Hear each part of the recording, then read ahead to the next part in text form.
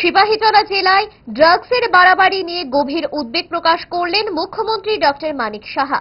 এই নিয়ে তিনি বলেন, সিপাহীজলা জেলা একটা সাংঘাতিক জায়গা। অনেক খবর আছে আমার কাছে। সবাই মিলে একটা গণ আন্দোলন তৈরি করা প্রয়োজন। বিশেষ করে এই জেলায় আপনারা যতক্ষণ পর্যন্ত সোচ্চার না হবেন, তাহলে ড্রাগস অ্যাডিকশনে জিরো টলারেন্সের যে ঘোষণা দিয়েছি সেটা সম্ভব হবে না। এভাবে ড্রাগস নিয়ে এই জেলাকে কাঠগড়ায় তুললেন মুখ্যমন্ত্রী। তিনি বলেন, এটাকে যদি আমরা সঠিকভাবে প্রতিরোধ না করি তাহলে আমাদের চিন্তার বিষয়। সোমবার বিশালগড় বিবেকানন্দ স্কুলের প্রাইজ গিভিং সেরিমনিতে এই অনুষ্ঠানে অফিস টিলার নতুন টাউন হলে সেখানে এইভাবে বক্তব্য রাখছিলেন মুখ্যমন্ত্রী ডক্টর মানিক সাহা।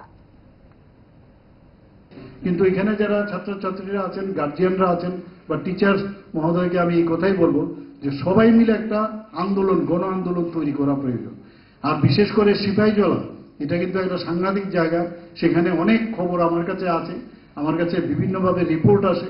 আপনারা সবাই যতক্ষণ ধরে সোচ্চার না হবেন তাহলে ড্রাগ এডিকশনের যে আমরা জিরো টলারেন্সের যে ঘোষণা দিয়েছি সেটা সম্ভব হবে না। আমরা সবাই জানি যে এই যারা ইন্ট্রাভেনাস ইনজেকশন নিচ্ছে তাতে করেও দেখা যায় যে HIV ইনফেকশনের মাত্র ত্রিপুরা আমরা ভালো জায়গায়, ভালো বিষয়ে কিন্তু ভারতবর্ষের মধ্যে একটা বিশেষ জায়গায় আমরা চলে গেছি। কিন্তু এই বিষয়টাতে আমরা বিশেষ জায়গায় কি করে যাব? আমাদের আগে নর্থ ইস্টার্ন জোনে মণিপুরকে সর্বশ্রেষ্ঠ বলা হতো ড্রাগ এডিকশনে। সেই তুলনায় আমরা কিন্তু এখন দেখা যাচ্ছে 8টার মধ্যে আমরা প্রায় 4th পজিশনে চলেছি। অষ্টলক্ষ্মী মাননীয় প্রধানমন্ত্রীজি নাম দিয়েছেন। তো আমাদের জন্য এখন একটা চিন্তার বিষয়।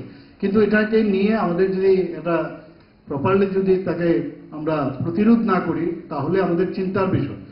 তো HIV নিয়ে আমাদের এখানে আমি বলবো যে এই বিষয়গুলো যারা শিক্ষক শিক্ষিকারা আছেন, এটা এই বিষয়ে তাদেরকে মানে অ্যাওয়ারনেস করা প্রয়োজন।